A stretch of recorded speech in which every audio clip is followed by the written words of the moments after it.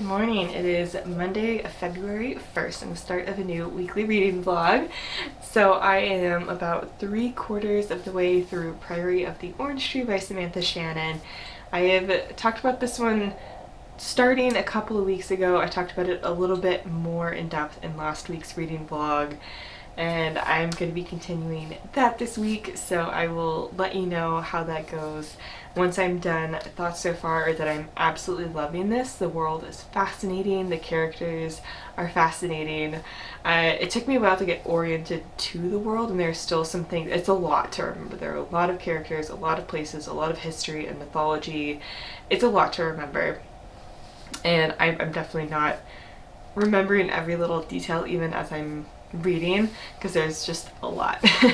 And I'm listening on audio while reading the ebook, so it's, yeah, I'll definitely need to reread it physically as well, I think. And I think I'm gonna get more out of it every time I reread it, but I'm definitely gonna want to reread it because the story is so fascinating. There's a bunch of twists and turns, and East and West have very different relationships to dragons. There are different kinds of dragons: water dragons in the East, fire dragons in the West, and they have different religions. The Easterners worship dragons as gods, and if you're chosen to become a dragon rider, then that's a huge honor.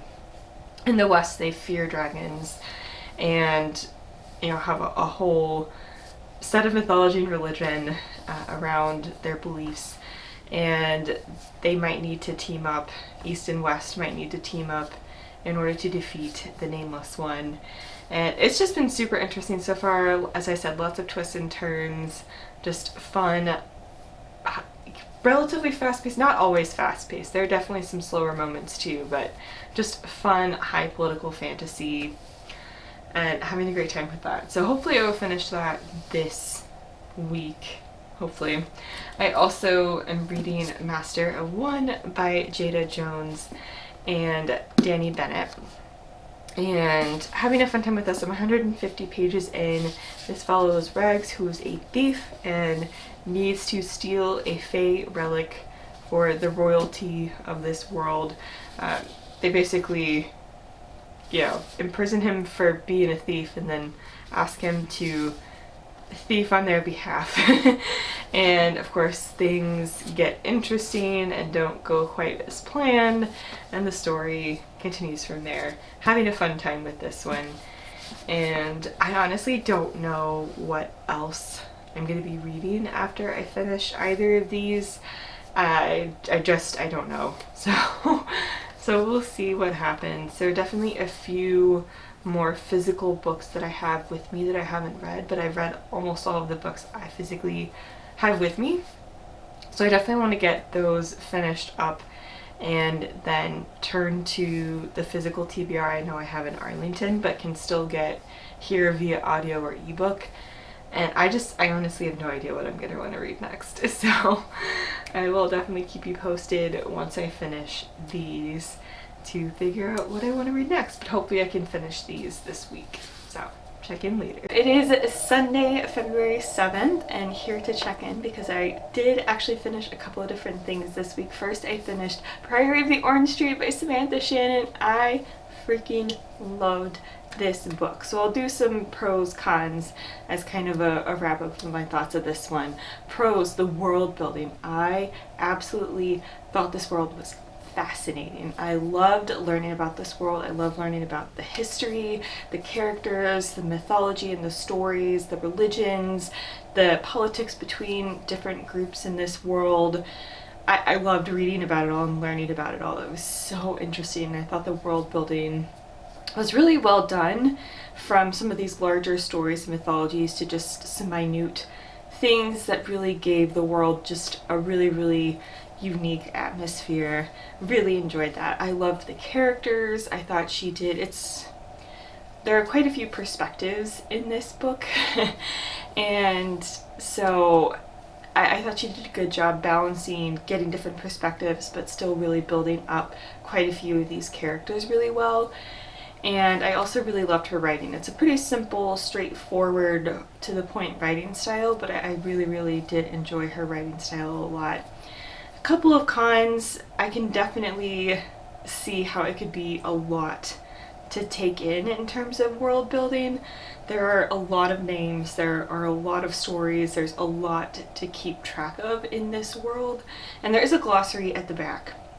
I was listening to it on audio and going through the ebook on Kindle, so it was a little bit harder if I had wanted to flip back and forth to the end of the ebook back to where I was pausing the audiobook. And so, you know, there is a glossary, which is definitely helpful, but it is very useful because it is hard to keep track of all of this as the reader. So if that's not something that you tend to enjoy, then maybe not going to be one that you enjoy as much. I can also understand a criticism that I've heard of this one before, where it's not a particularly slowly paced book, but there has been a criticism I've heard that with the pacing and the build-up that is throughout a huge part of this book towards kind of the main thing that happens in the end and the main event that we're working towards, I can definitely understand people saying that given the pacing and how the first part of that book was written leading up to that main event, that the actual main event took up less space in the book, less pages, there was less meat there for the final event, the final main thing that we're building up towards, than people might have liked. Definitely a very understandable criticism. It didn't particularly bother me personally, but I can definitely see that as something to note. But I love this one so much. Just definitely classic high political fantasy with great characters, dragons, politics, scheming. I had such a fun time with this one. Overall, really love this one. I also finished Remembrance by Meg Cabot this week. So this is one that a friend had actually let me borrow, and I didn't bring the physical copy here with me, so I've had it for a long time and can't send it back to her at this point, but I did at least want to read it so that when I return to my apartment I can profusely apologize and mail it back to her. And this is a book in the mediator world that Meg Cabot wrote. Overall, it's just a super fun, entertaining series that follows a mediator and her relationship with a particular ghost that she may or may not have fallen in love with. So this is kind of later on in the series, so I'm not going to talk about some of the specifics that are going on in this book. She, so she's aged throughout the series. She continues to be a mediator and to help different ghosts get to the afterlife. And in this one, she is she works for the school that she actually originally went to, and she's helping a student there who is being looked after by a ghost who is trying to protect this girl. And so, Suze is our main character. She's trying to figure out what's going on, help this ghost that is protecting this young girl pass on. And so it's just fun. It's super fun. I love this series so much. The writing style is classic Meg Cabot snark, and I absolutely just love Suze as just a feisty, fun, entertaining main character to follow and just get her thought process. And yeah, it's fun relationships between some of these different characters. It's just entertaining. It's not anything that's super in-depth or that I'm really going to think about a lot, but it is just pure fun and entertaining. And I will say, this is a tad bit of a spoiler, but I will say a huge trigger warning for this one in case you're interested, so skip ahead just a tad bit if you don't want to hear any sort of spoiler or trigger warning. But if you do tend to want those going into a book, there is a huge trigger warning in this one for a heavy theme throughout it is reference to a history of sexual assault, a particular event of sexual, or was it series of events? A history of sexual assault for a character, and that's kind of discussed throughout the book. So I just want to make sure to mention that. But yeah, definitely a great addition to this series, I think. And yeah, so that is what I have finished so far this week. I'm continuing on with Master of One, and I'm not quite halfway through that right now. So I'll update more with additional thoughts if I'm able to read more today, or maybe I'll just continue it into the next vlog. I'll probably be continuing it on into the next vlog. And then I also have picked up The Grid. I'll put an image here because I'm blanking on the author's name, Gretchen something. And this is a nonfiction book about the US electrical grid system and its history, why it was designed the way it was, how it was designed, how it needs to change to adapt to new technologies and new needs in the energy space and moving forward with addressing climate change.